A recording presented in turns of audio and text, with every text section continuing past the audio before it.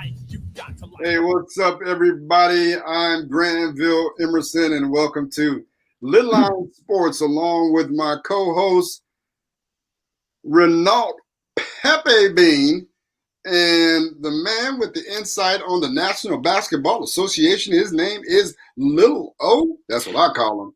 His mama called him Otis. Otis Stevenson. What's up, fellas? Hey. What up, what up? Thanks for tuning in, everybody, on Rainier Avenue Radio.world. Rainier Avenue Radio.world is celebrating Black History Month all month long. So if you need to find some Black History Month events, information, whatever you need, tune in to Rainier Avenue Radio.world. It is your space, your place for Black History Month. Now, I want to let y'all know, because I've heard some discussion on the internet about it. White folks did not give Black folks Black History Month. I want y'all to know that, okay? Carter G. Woodson, a Black man, created Black History Week in the 1920s. It was actually called Negro Achievement Week, and it grew. And in the 60s, it became a month of celebration on colleges and universities, and was lobbied to become officially Black History Month, and was made that by the President of the United States in 1976. So if you don't know that as a part of Black history, then you are not understanding that the origin of Black history started with us. It's a month that we celebrate. People will say, why is it in the shortest month of the year? Okay, it started as Black History or Negro Appreciation Week, and it was set aside in the month of February because it bookended the birthdays of Frederick Douglass and Abraham Lincoln, February 11th and 20th, okay? So that's why it's in February. Not that white folks gave us the short end of the deal and only gave us not even a real month that didn't even have 30 days, all right? So just a little bit of that, a little bit of history. Tune in to Rainier Avenue Radio for all of that. And also tune in to the new show, Seattle Sports Weekly, which follows us every Monday night. Awesome. To the Not So Super Bowl. To the Not So Super Bowl. I found that the Super Bowl was not really that exciting. Anybody else feel that way? About exciting as a halftime show. Uh-oh. Is that a shot or is that a good thing? Well, you know, if you saw my post, you know it's a shot, because I thought the weekend was more like a weekday. Like Thursday, everybody wishing it was Friday. It ain't Friday yet?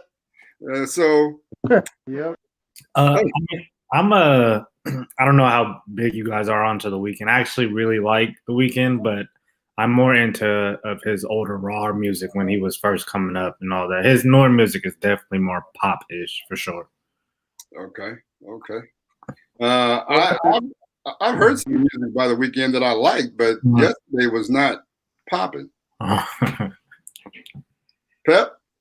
Yeah, it seemed a little subdued. I mean, I don't know. How are you gonna be subdued with 1,000 brothers out there? Right. Yeah, that's what I'm saying. It was subdued, but I would say shout out to him for that. I didn't hate it, but it was just kind of weird with those guys with the jock straps on their face. I thought that was kind of weird.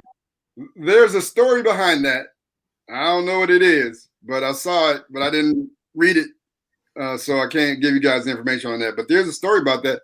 If you care to look it up, they'll tell you what it actually is. Yeah, I saw that too. I was like you. I didn't bother to read it. Plus, I found out, well, I'm sure you guys know that he put $7 million of his own money into the show. Why? Hey, you're asking the wrong guy. I'm just giving you info. There's homeless people out there. You build some homeless shelters with $7 million. I mean, geez. I don't know why you put your own money into it. Yeah. I don't understand that reasoning. But you know, I got a D in logic in college. So I don't know. Well, the fact that he didn't have anybody else, like a guest, how you have like J-Lo and Lady Gaga were, whoever was together, Cardi B, whatever. So he was like by himself, and he never changed outfits or anything like that because that's a big thing with some of the crowd. They like to see different outfits on performers and whatnot. So I don't know. I don't think it was the worst in history, as some people say, but it wasn't spectacular by any stretch. But whatever. I think we're talking too much about it already. Sorry. Yeah, I thought it was low energy for all that. I don't know. Yeah. You're smiling pretty broadly there. What's going through your head? I'm just almost thinking about just the Janet fact. Jackson.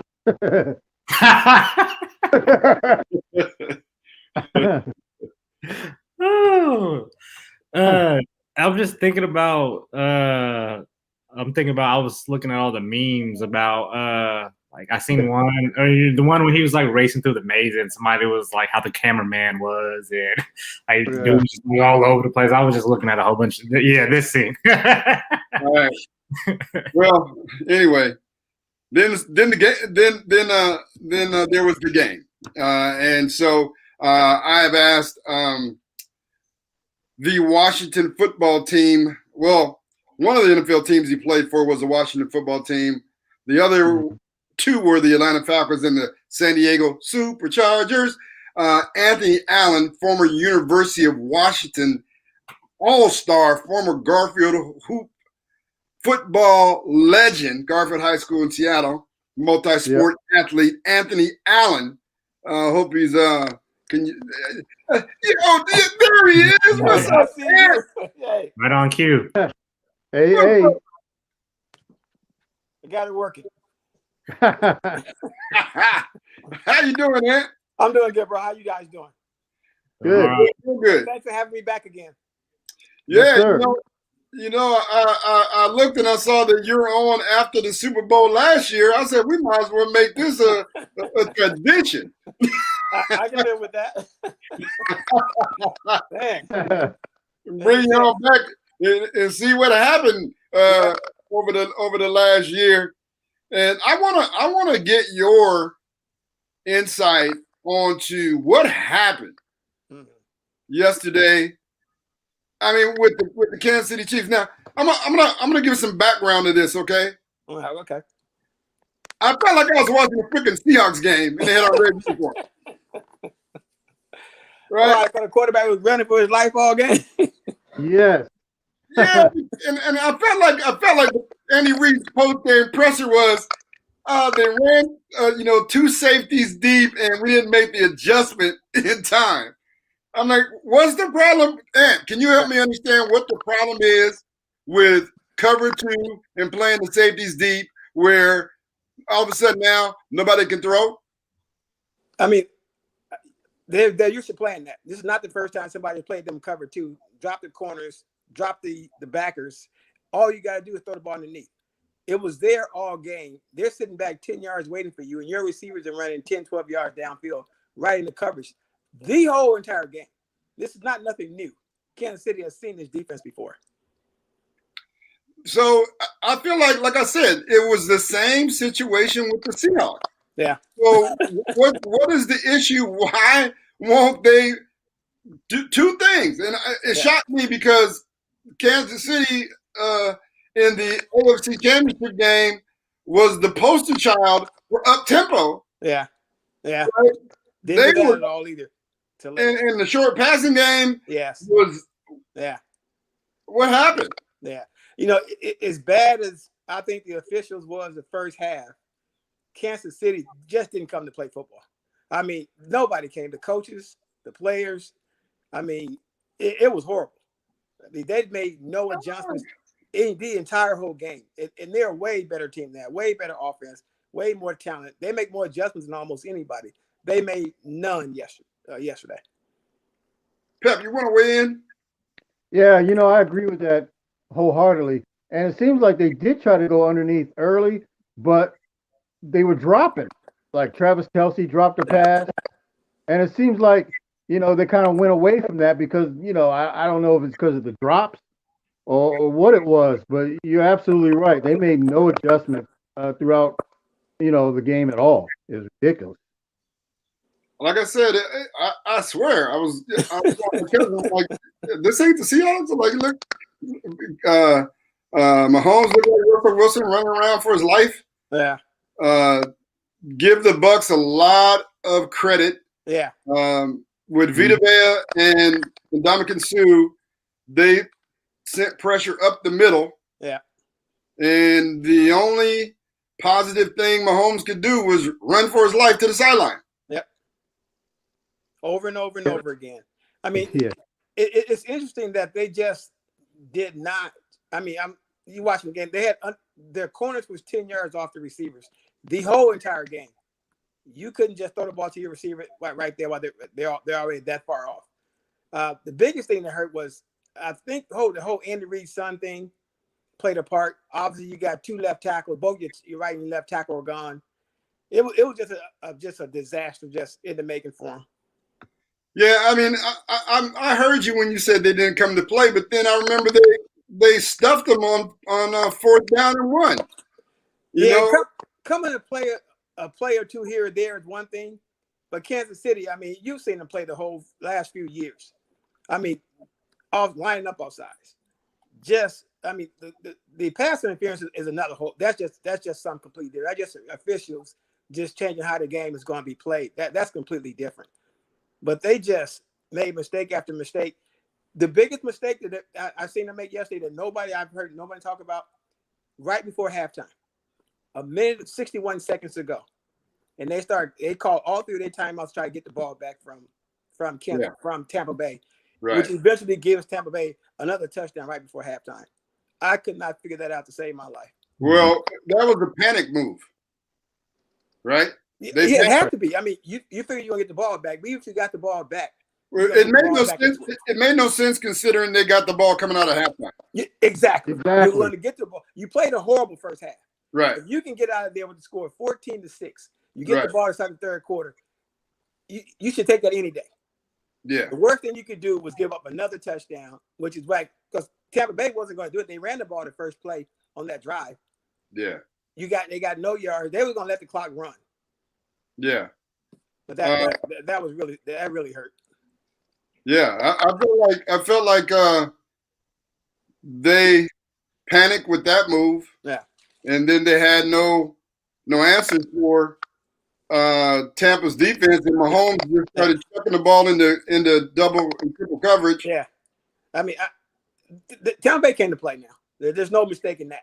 You can say that. Yeah. I mean, and I say the pass interference was a bad call, which gave Tampa Bay a chance in the first half. But Tampa Bay came to play. That defense, they came to play. Yeah. I mean, that whole team, they came to play, and they played well. You can't take nothing from that. I mean, we talked about this last week, and we all agreed that it's going to be. I mean, it was more necessarily that Tampa Bay was going to be able to cause turnovers, and it was more or less that they just put pressure with it just most of the time, the defensive line, and they took advantage of the offensive line being out without two tackles. Yeah. But not only that, they've been doing this all playoffs. So that front four, the front four for the defense, just they got in the playoff mode, and those guys are all really good. You have Devin White flying all over the field. The cornerbacks took the challenge, manned up, and knowing that they had cover two help in the back, and like I said, this all credit goes to the defensive line. I'm not comfortable at all on that. Michael Carter, a listener weighed in and said the punter was bad giving every punt. He looked as nervous as a hooker in church. I mean, again, that goes back to the whole entire team just did not come to play. I mean, from the coach to the punter to that decision before halftime, to all the outside penalties, it was a mess. Yeah, I have to agree. I have to agree with you on that. What about the legend that is Tom Brady? Hey, He is that now. I give him credit for that. He went to the right team. I mean, I give him all the credit in the world. He is that guy, but he had a whole lot of help. And everybody needs help. But that defense, I mean, he didn't go to Detroit and turn Detroit around. Now let's not get it twisted. He went to Tampa Bay, who was stacked. And then of course you get Antonio Brown, you get Grunt, you get the running back that got cut from Jacksonville. Yeah, Leonard Fournette. You get Sue, you get Vita Bay, the big boy. I mean, a whole lot of things had to happen. And the biggest thing that had to happen was when they were 7-5, their coach stopped trying to do what he did with Jameis Winston every year, just throw the ball deep all day, and finally came around and started doing what Tom asked him to do. Let me just do some dinking and donking and survive this thing. Actually, Tom said that it was Byron Leftwich that made the adjustments. Okay. So you have to give him some credit. Give credit, as Vanna Hopefield would say, give credit where credit is due. I can live with that. Yeah. Brian did a great job. Leftwich Yeah. did a good Hey, job. the funniest thing in the world, did you see Byron Leftwich post-game presser? No. So in the post-game, Byron Leftwich post-game presser, he's sitting at the podium, and they think he's Todd Bowles. They're asking him questions about the defense. He's like, you got the wrong brother. That's why you can't have more than one, see? Yeah, that's crazy. Is that right? Boy, that's that's crazy. It is. And so another thing that gets me today in the post talk about the Super Bowl. Okay, here we go.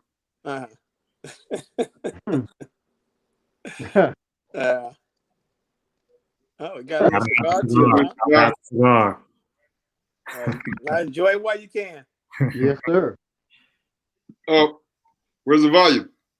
Oh, okay. Where do you get that? Buccaneers. I hear people making all these excuses for Patrick Mahomes. Yeah. Right? But up here in Seattle, they're crucifying Russell Wilson for the same thing. Yeah. Yeah. The exact same thing. Yeah. But Patrick Mahomes, baby. There you go. We will begin today's media availability with Tampa Bay Buccaneers coach Ryan Leftwich. oh man, you even call out his name. Yeah. All right, here we go. We're waiting for our first question, coach. Okay. First question will come from Michael Donaldson. Michael? Hey, Coach. Great win. Congratulations tonight. Thank you. Going into the game, what was your number one goal on the defensive side to shut Mahomes down, high-powered offensive down? What was your guys' number one goal going into that game? To shut Pat Mahomes down. I think you got the wrong guy. I ain't had nothing to do with that. That was God.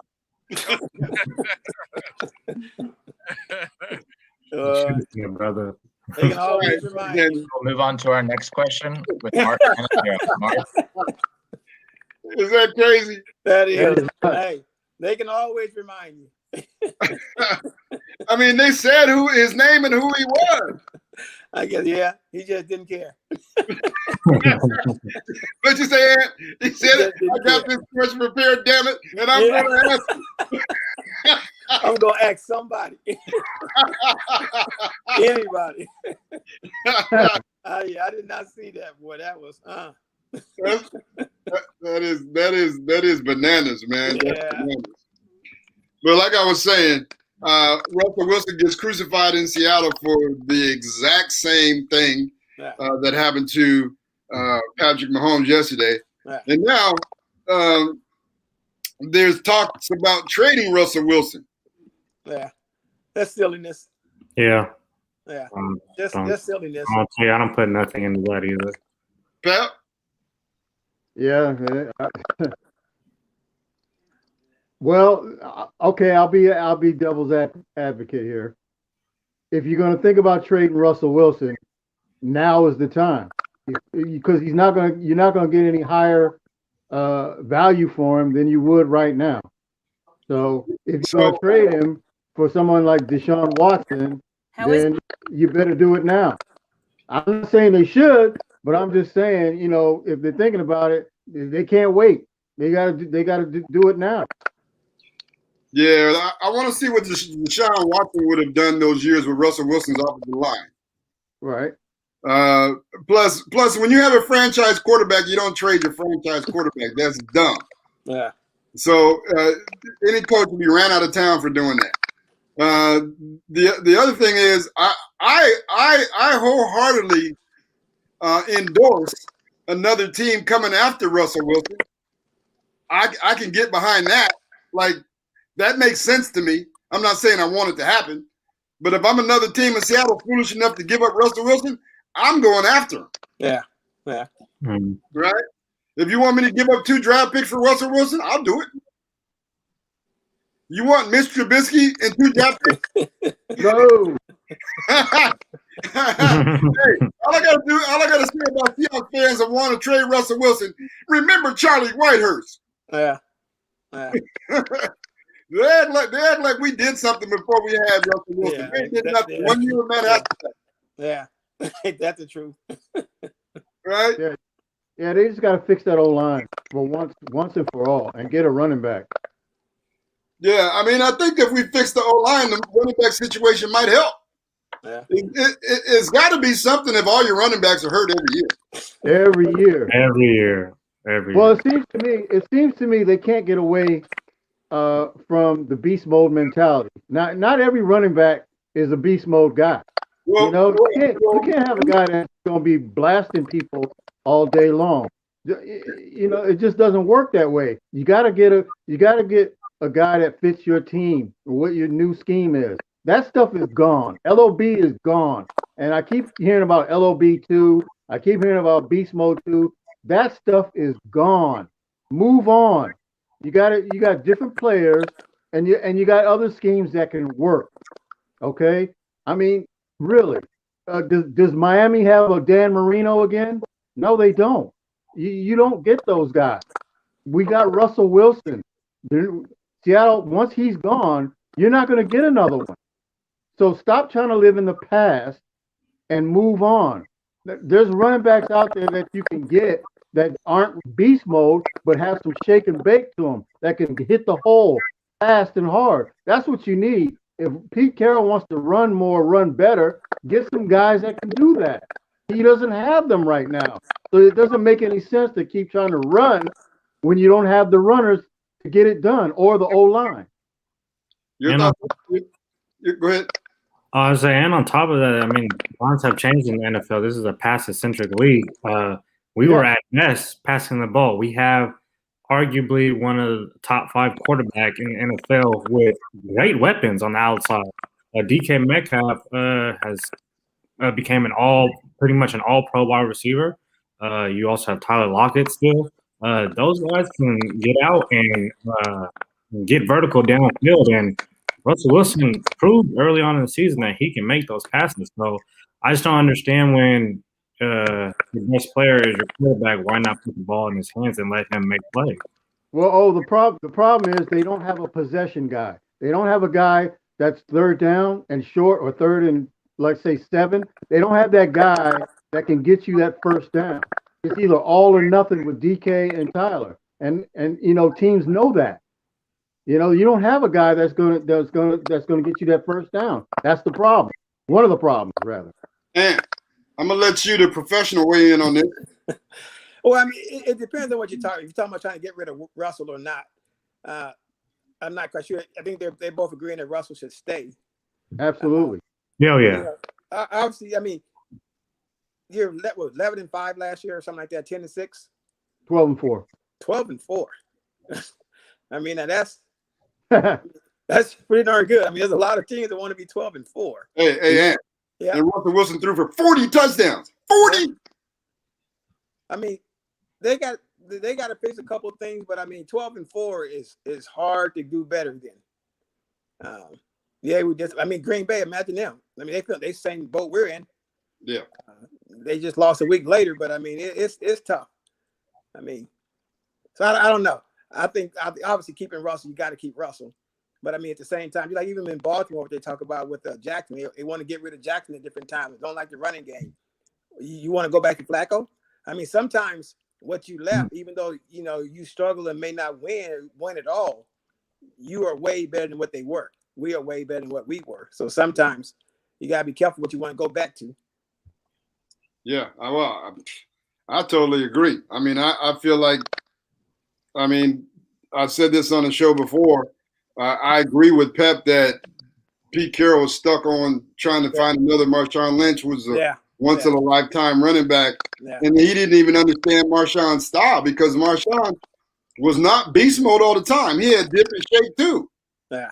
Right? He had some runs where he ran over some dudes, but Marshawn was stepping out of bounds a lot. Yeah. He had some shake and bake to him. Yeah. That's what I said. Mm-hmm. And that's what even when Pete was in USC, I mean, you can run your system, but your system will have to change to as they were saying, the personnel you have on your team. Oh, absolutely. Yeah. Absolutely. And I think, like you say, you can't be beast mode forever when you ain't got the beast no more. I mean, you got to change to what you got. Like Rhonda Dorsey said, it starts with the O-line. Oh, yeah. And so Seattle has not invested in the O-line other than draft picks, which have not panned out, except for this season's draft pick in Damian Lewis. He's the only one of all their draft picks that, as a rookie, you could see that he can be a productive, if not great, NFL offensive lineman. Yeah. And so they're going to have to, and the only reason they drafted him is because Ed Orgeron, LSU's coach repeated USC, and he said, "You got to draft this guy." Yeah. Wow. Right. Yeah. And so they're whoever their line scout is, you need to replace him.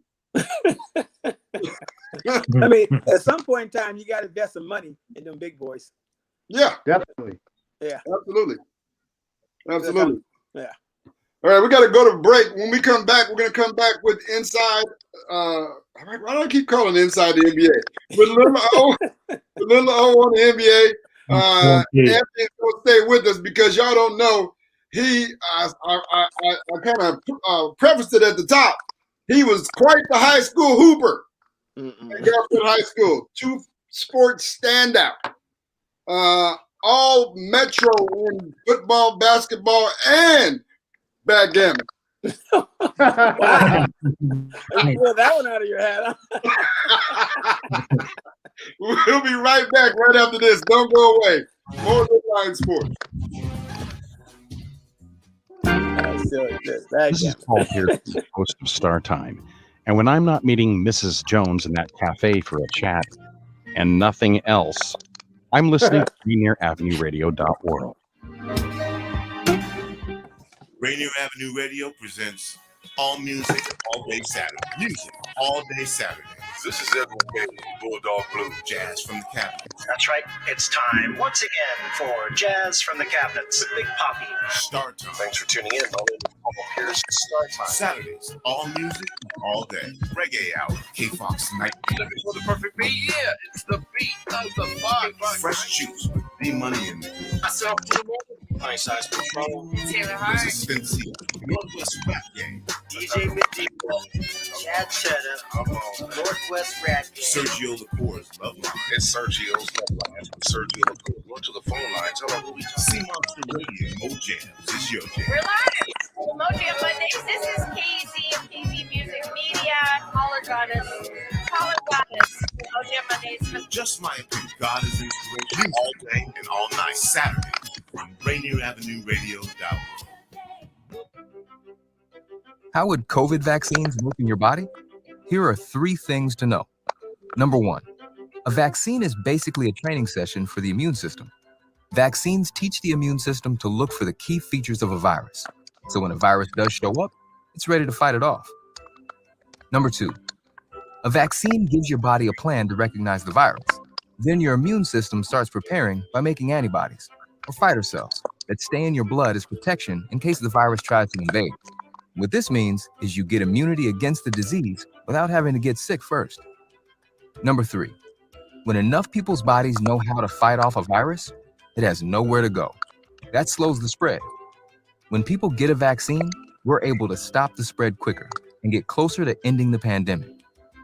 To learn more, go to covidvaccinewa.org. A message from the state of Washington.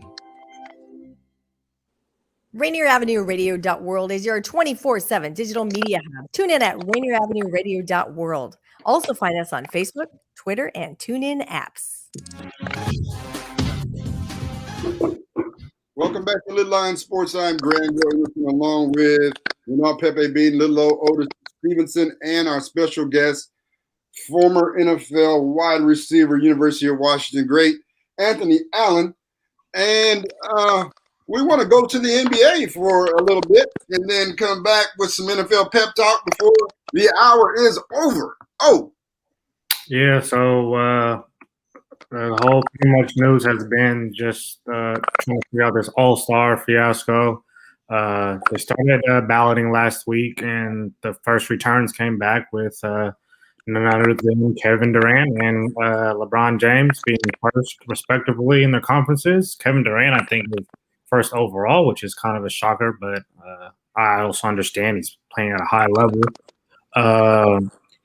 Then LeBron was asked about the question last week as well about the All-Star game, and I'm not surprised at the answer he gave. He said that he thinks pretty much that it's stupid, and he was actually looking forward to having a week off, knowing that he just pretty much played basketball, just stopped playing basketball only about a month and a half ago before the season started. And that was pretty much echoed around the league with players. Giannis agreed. There were some other players who, like I said, were just pretty flat out with the answer, saying that they just thought it was a stupid idea. And I think it's a mixture of both. I think a lot of these guys do want the rest this year, knowing that half the team played until pretty much at least September. And then on top of that, I mean, we're in a whole pandemic. There's more to go than just an all-star game. There's events and things like that. And I agree. I just don't think it'd be the most safest thing with it only being a month away and not the vaccine. The vaccine that just came out. I mean, I don't agree with it, just like the players do. What's you guys' thoughts on the All-Star game so far? Ant? I agree with that. They shouldn't play the game. Isn't it supposed to be in Atlanta also? Yes. Yeah, and that's. I mean, basketball is a little different than football because of all the social events and all the closeness and trying to. If you're gonna make that All-Star game what it used to be, and you're not going to do that. So, yeah, it's pretty much a waste of time. They definitely, in my belief, shouldn't play that game at all. I mean, so the players are definitely right about that. Yep. Yeah, it's unanimous. I think it's ridiculous because isn't the All-Star game supposed to be for the fans? Yeah. And if you're not going to have fans and people there, what's the point? Money, money, money, money. Money. Yeah. That's why they have an All-Star game. Why they have it in Atlanta is a different story. They could have had it in the bubble for all I can hear. I mean, Atlanta's the wrong place to have it. Period. Because you know everyone's going to Magic City and pay the fine. Well, they got paying the fine in advance, probably. Yeah, just take my money. I'm going to Magic City. I'm getting some wings. I got to go get some wings. Like nobody's gonna have enough players to play for like the first 2 weeks when the season starts back up. If you ask me, so I don't know. That could be a problem, and so it'll be interesting to see. Like normally, all the players that aren't on the All-Star team go to All-Star weekend. Yeah. Right. So what's going to happen? Are they going to go to Atlanta anyway? Yeah. Just to hang out? That's a problem. I feel like especially like with them not really being able to do that during the regular season. Yeah. If you know the rules are a little relaxed during All-Star weekend, I'm not going to be surprised if a lot of players who aren't in the All-Star weekend go down there. Yeah, I think that I understand the NBA wanting to have an All-Star game, and wanting to have an all-star game to keep things somewhat normal, right? Which is their, what they say. We all know it's about money, but that's what they say the reason is. But I don't think it's a good idea for them to go to Atlanta. Like, they could have went anywhere and just had the all-star game and the three-point shootout and the slam dunk contest made for television, right? Without risking people to COVID. So I don't know why. And then LeBron said that when they started the season, the agreement was that they were not going to have an all-star game. Mm-hmm. And then all of a sudden, that NBA PA came back and said that they had agreed to have an all-star game. So he was upset about that. And the Lakers and who'd they beat in the finals? Oh, I got that. They beat Miami. Yeah. They just stopped playing, and then had to turn around and start playing again. Exactly. So, like LeBron said, he was looking forward to that week off. And so, the league's going to do what they're going to do. As long as the NBA PA agrees to it, it's going to happen. Yep. Looks like Bron needs to talk to bro, Chris Paul, who is the president of the Players Association. Pretty much. There were some pretty decent games last week that I wanted to talk about a little bit. The first one being Steph Curry and the Warriors going up against the Dallas Mavericks on ESPN on Friday. And I thought this game was interesting because the Dallas Mavericks, who were I guess not a surprise team, but played the Clippers very competitively in the first round. They have a very young superstar in Luka Doncic and pretty much all-star candidate in Kristaps Porzingis. They are well, I think they're going to win today, but they were 10-14 at that, or 10-14 after that game. And this is a team that a lot of people dubbed to take another step, possibly make it out the first round. And Luka Doncic was dubbed to be an MVP candidate. And I was one of the people to say that. And his numbers are solid. Well, they're really good. His shooting percentages aren't that great. And they are a team that was hit with a little bit of the COVID bug. Kristaps Porzingis came along late into this season. And then on the other side is the Golden State Warriors, who honestly, I'm not surprised where they're at right now. I think they're actually in a pretty good spot of playing around 500 basketball, knowing what they got, knowing that Kelly Oubre has been nothing of the player that we've seen from him over the last couple of years, besides that game that they played. And then Steph Curry is playing like Steph Curry, and then I think Draymond is now starting to make a presence on both sides of the floor. So sounds like somebody's making typing noises. Yeah, I don't know what that is. Yeah, I know. I hear it on my phone. I don't know where it's coming from. Okay, I don't know where it's coming from either. Yeah, Daniel, you know where it's coming from? All right, go ahead. Yeah, so I was trying to make the most of that game. Steph put up 57. I thought he was gonna break Klay Thompson's record. Luka Doncic, I think, put up 40 and close to a triple-double. I think these are two teams who I think will turn it around. I do think the Warriors will make the playoffs. I do think the Mavs will make the playoffs. My question for you guys is, over these next 2 years, who do you think who will be the better team over these next 2 years? As the Warriors still have Steph, still have Klay. They got a young stud in James Wiseman on the other side.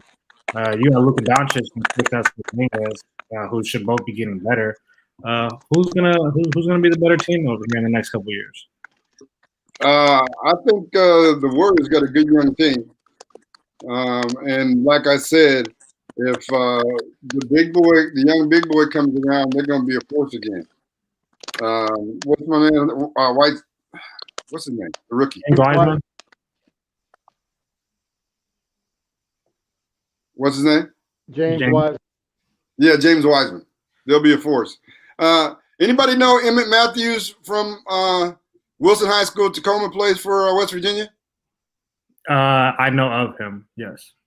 It looked like him and Kelly Oubre got the same daddy. I ain't trying to start nothing now.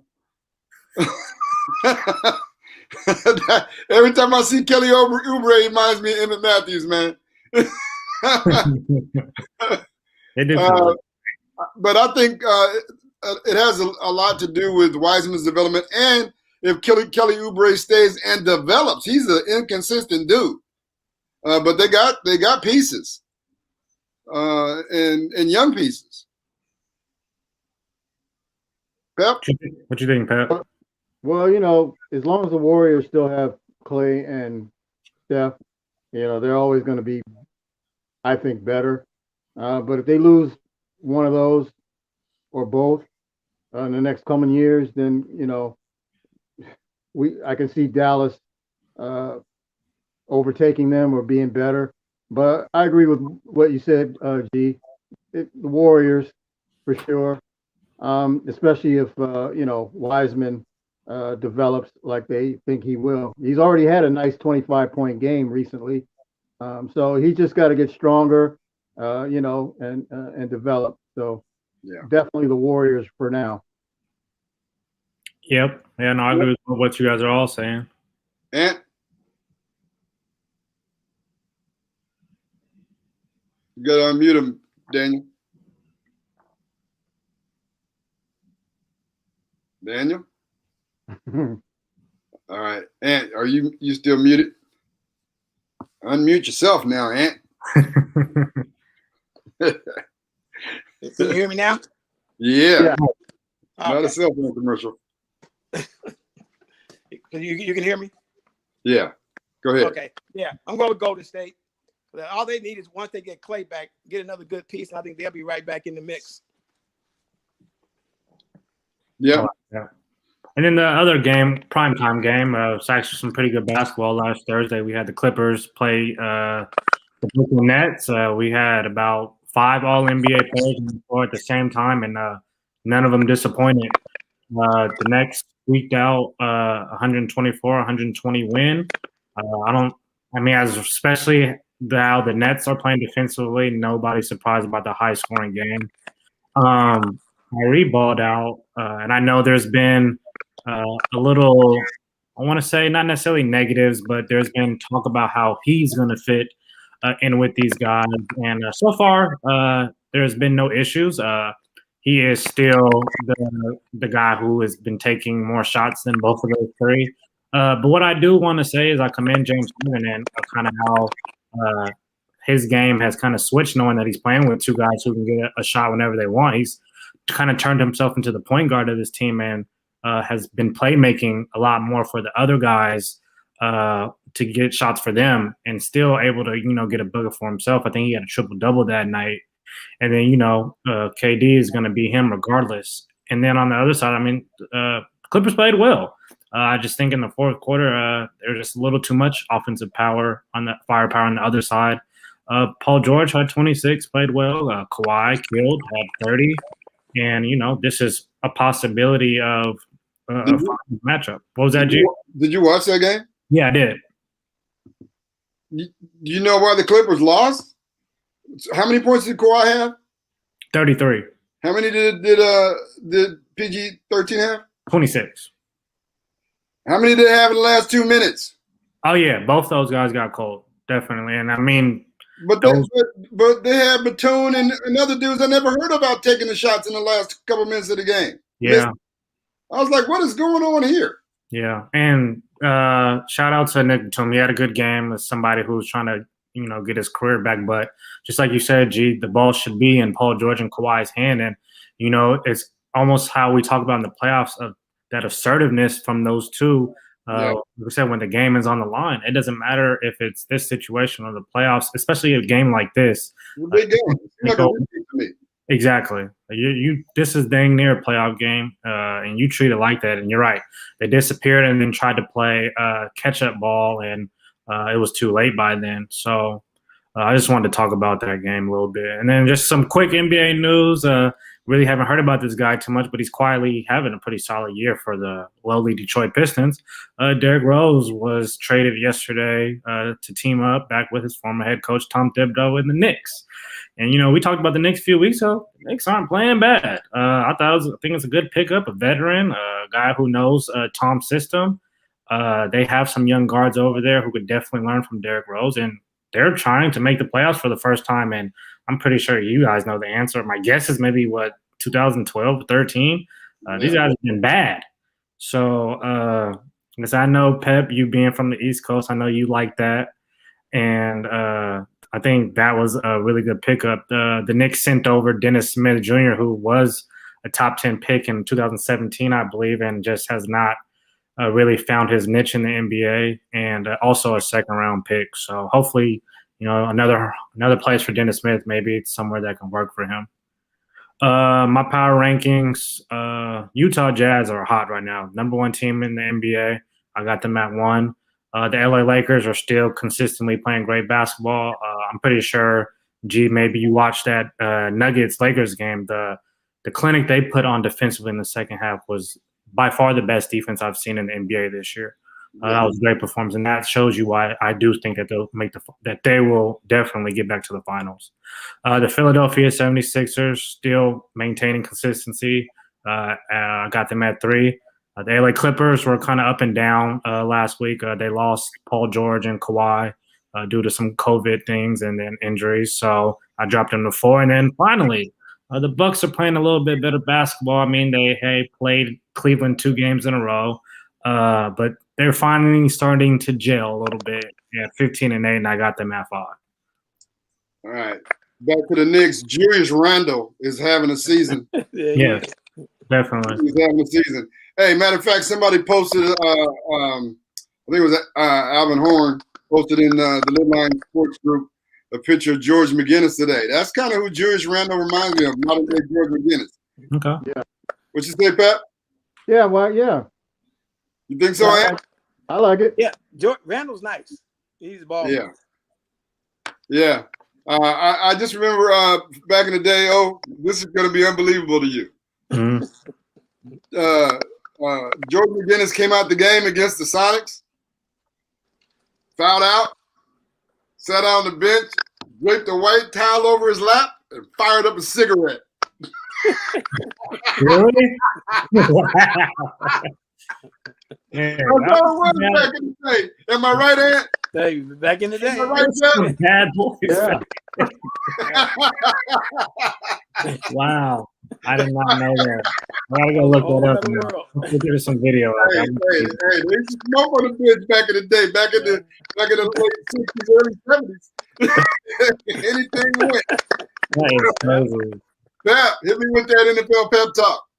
Well, we talked about earlier the Super Bowl. We went through the game already. So my question is Tom Brady, with his 7th Super Bowl win, the GOAT? Well, I'm going to go with yes. I mean, he is.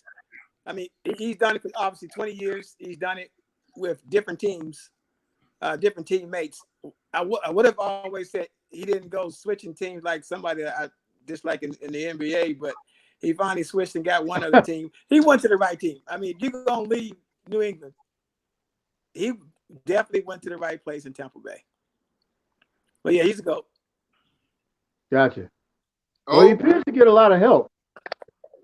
Yeah, I mean, I definitely think he is the greatest football player of all time. I guess my only thing, I know that is a different argument. When I say he's the most skilled quarterback of all time, I don't know. But we're just talking about pound for pound player, winner. Ring. What was that? Pound for pound. It's about ring. Yeah, winner. Yeah, all that. And you talk about his resume, what he's done, played at a high level. I don't see anybody better than him.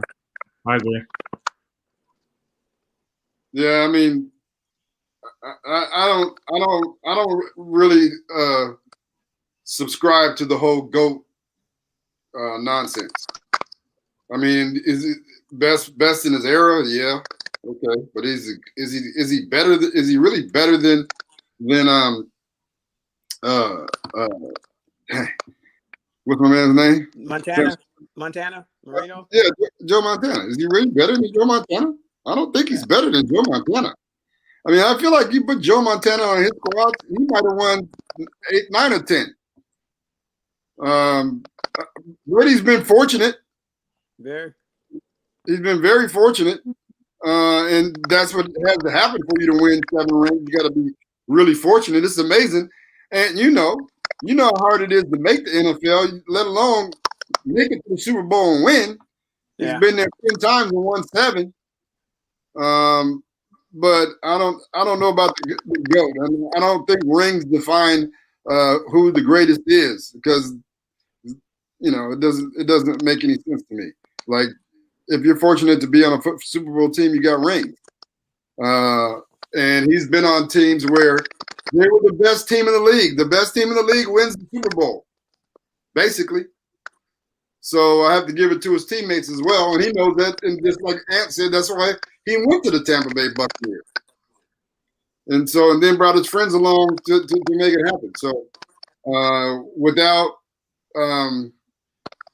Kansas City losing their 2 offensive linemen, the left tackle and right tackle,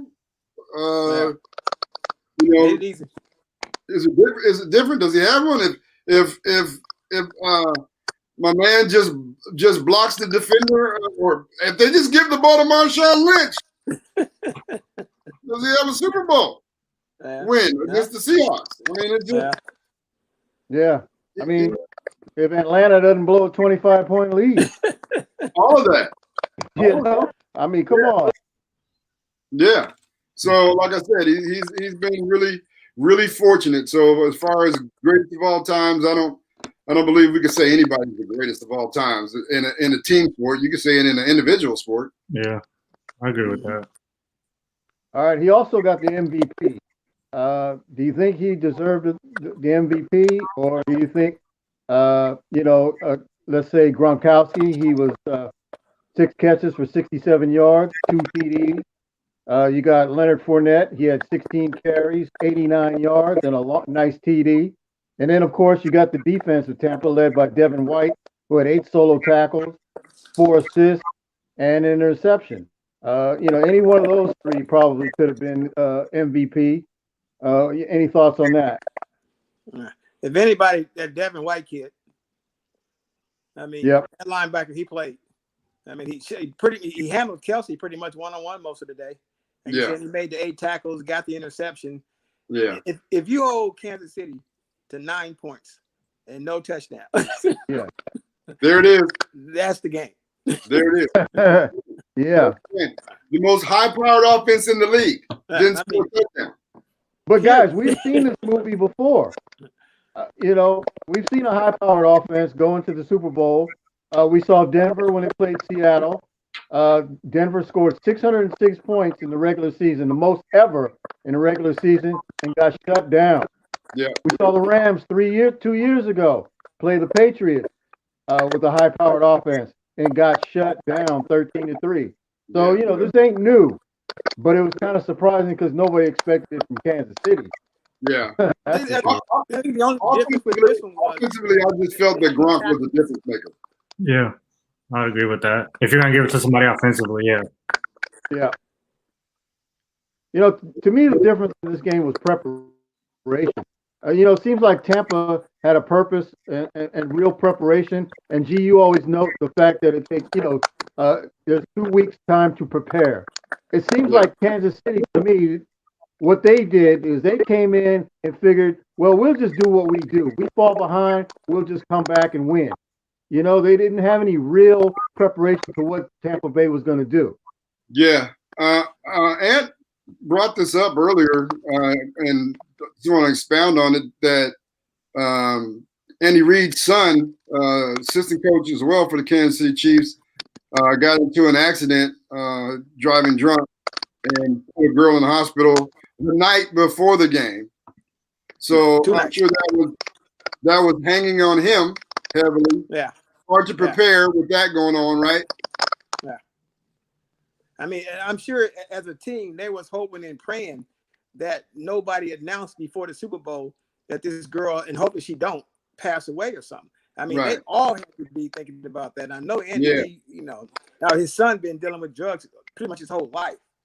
Yeah. I mean, so they was going through it, and then you ain't got no tackles. It was just a recipe for disaster, and that's exactly what we got. Yeah, exactly. Yeah. So it was alleged drunk driver. He didn't test. He didn't breathe on the breathalyzer. He didn't. Yeah, and plus, I guess he say he took some type of, I don't know, pills or something too. Oh, okay. Yeah, that's a sad state of affairs, and I'm sure it had to weigh heavy on the head coach and the team. You know, put a damper on the team. I felt like they did. I felt like they gave up. Like on winning for next touchdown run. I don't remember what the DB was, but the dude was jogging. Yeah. I turned to my cousin, I said, "Why is this dude jogging? This is a freaking Super Bowl." I mean, I would have took that dude out the game and said, "Man, you didn't come to play. You jogging?" He like. So I don't know. I mean, there's always that we already won a Super Bowl. They're trying to cheat us out of this one, right? Excuse. Yeah. But they didn't seem like. I mean, a lot of it, of course, was Tampa's defense, and so yeah. It was. I mean, they beat them up. They beat them up every way they could. Yeah. Tampa Bay beat up Kansas City. I mean, they didn't have a chance. Yeah. What you got, Pep? You got about? Well, I will say this. I want to give Brady credit, or basically, he went into New Orleans, beat Drew Brees, went into Green Bay, beat. Wait! Stop! He beat the Washington football team in the worst division in the history of the league, and then he went and played and beat the New Orleans Saints with an old and decrepit Drew Brees. He couldn't throw over 20 yards. Exactly, he couldn't throw over 20 yards. And then he went into Green Bay, and the officials let Green Bay's wide receivers get molested, and no flags were thrown. And then when Brady's receiver at the end of the game got his jersey tugged, they finally took out the flag and said, "Oh, I got a flag. I think I should throw it." And then I guess Kansas City with 90 penalty yards in the second quarter. That's unheard of. Yeah, and wasn't the interception overturned on a holding call that happened on the other side of the field? Yeah. And the ball still got tipped. I mean, so even when he threw the ball, they called holding the ball. Once the ball get tipped, I guess it still could be holding. But yeah, it was. Not supposed to be. No, it's not. I don't think so. Yeah, I thought. Yeah. Yeah. I'm curious. Yep. It wasn't going to work out for KC yesterday. They had everything going against them. Yep. Yeah. Yeah, that's it, man. Even as bad as the first half went, it was 14-6 with a minute to go. Yes. As bad as it went for Kansas City. Yeah. Yeah. And at that point, you got, get in the halftime and take the second half kickoff and come down and make that thing close. Yeah. Right? But so, I mean, and then they set their own. Well, I won't say that. They just gave him a touchdown. That killed them. Yeah. All right. Well, Ant, we appreciate you coming on again. I look forward to having you again this time next year. Yes, sir. Hopefully we'll have a better game. And a halftime show. Yeah. Oh my God. Hey, I walked out of the room for the halftime show. Yeah. Anyway, y'all have been listening to LidLine Sports on Facebook Live, Rainier Avenue Radio .world, on all of the podcast platforms, on YouTube and on, I can never remember the name of this platform. Is it Twix? Anyway, on behalf of Renault, Pepe Bean, and Little Otis Stevenson, and our special guest, Anthony Allen, thank you for watching LidLine Sports. Sports as we see it from just below our lid. Holla!